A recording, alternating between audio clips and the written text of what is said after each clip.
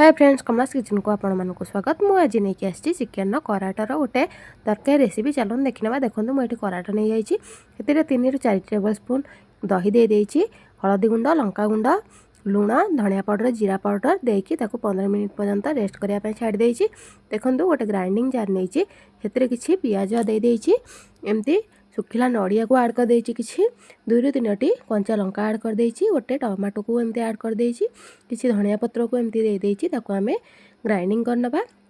देखो गोटे कड़ाई रे किछि तेल नै जाइछि, तेज पत्र दे देइछि, दालचीनी, गुजराती दे देइछि, काटी रखिबा पियाज को दे देइछि। देखो हमर पियाज हे गलाणी भाजी, हेतरे मो अदा रसुण पेस्ट 2 टेबल स्पून दे देइछि।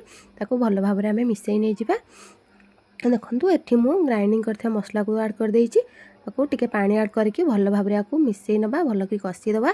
देखो हमर मसला टी कसी हे सला परे मु जो रखिथिली कराटा को ताको मध्ये एथिरे ऐड कर देइछि।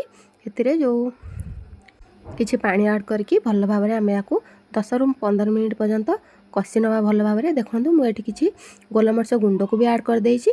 देखो मु कवर करके 10 ରୁ 15 मिनिट एमती मझिरे मझिरे घोड़ा काढ़े की एमती कसी नै जिबा। देखो हमर एठी कसा रेडी हे गलानी। एठी मु पानी ऐड करिवि, आपन को जत्ते पानी दरकार आपन ऐड करंतु। एथरे मु अधिक पानी देइनी, अल्प किछि पानी ऐड करके कवर करके घोड़े के रखि देइथिली। देखंतु आ 10 मिनिट हे जाइछि हमर।